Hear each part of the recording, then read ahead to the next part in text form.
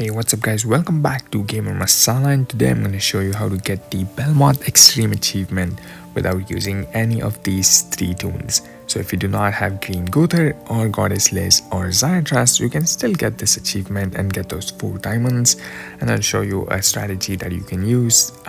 So first off, if you do have Green GOWTHER, I would highly recommend using a strategy because that's gonna make things extremely easy. If you do not have Green GOWTHER but have Goddess Liz above 4 of 6, then you can definitely use her and use her Reflect on the last phase to deal out a lot of damage.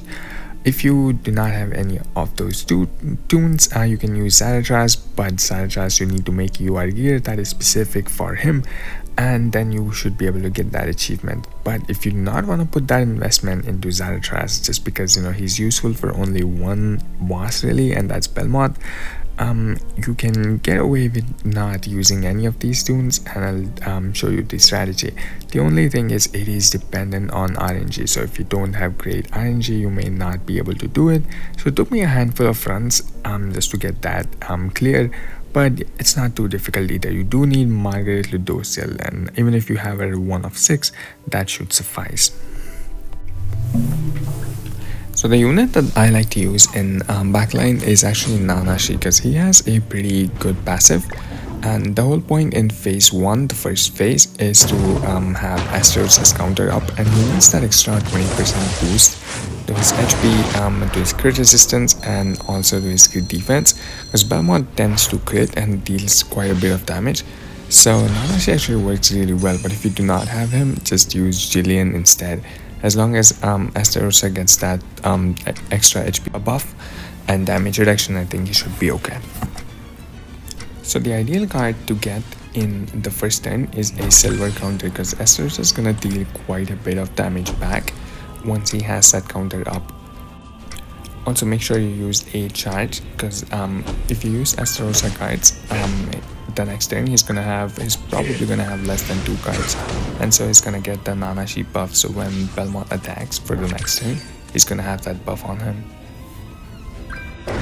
So a silver counter should deal quite a bit of damage back. He doesn't actually kill Bellmoth with a silver counter. I think a gold can do that, but the chance of getting that are very rare. But a silver is enough. So when Bellmoth attacks back on his turn, he's most likely going to completely attack Seal, and the buff from Margaret is still unusable, so I decided to go for a Merger. And I realized that the one card that you can actually get rid of here is Margaret's AoE, because it's one of the most weakest attacks here. Single target attacks work really well against Bellmoth, and while she doesn't hit for too much, she's not that bad either. But her card is just not useful here, so I just decided to get rid of that instead of building Asteros' ultimate. And I ended up with a pretty good draw over here. Escanor tanks are pretty crucial, and this turn when Bellmoth attacks, you should be able to tank it.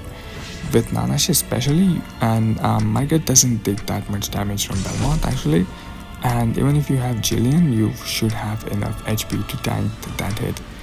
So for this turn, you have to buff with Margaret and then use an Escanor attack. And if you have decent rolls on your Escanor's gear, you can just use a bronze. You don't even need to use a silver to take down whatever HP is left. I hope you guys are enjoying the video so far, and if you are, please be sure to hit that like and subscribe button for more content. But phase 2 is extremely easy.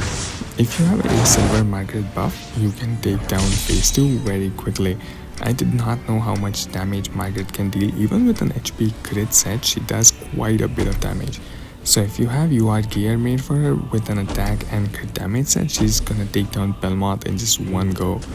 So I decided to use Asteros' ultimate gear. But you should actually save it for the next phase. The beginning of the next phase is much better if you have Asteros' ult.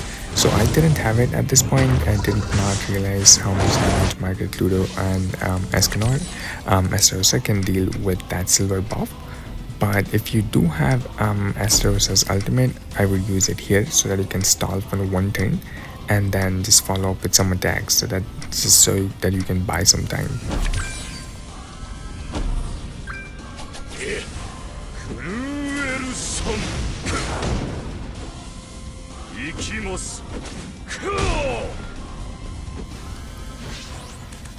And so I also got kind of lucky here because Bellmoth attacked me with only I say single target attacks, and I think when he attacks with his AoE, your upgrade gets stolen. So I wouldn't have been able to do this if he would have used an AoE. So I actually went completely bonkers for Estarossa, and look at the amount of HP that he has, and he actually made it. He actually survived. For the next phase, all you have to do is use your Escanor attacks. Even if they're bronze, they're totally fine, and most of you should have a 6 of 6 Escanor. If you don't, then there is a chance to get him in quite a few packs. He appears in the part 2 banner, and you kind of pull him very often. So you should be able to finish this and get that achievement. So thanks for watching, guys, and I really hope that you enjoyed the video, and please be sure to hit that like and subscribe button for more. Stay safe.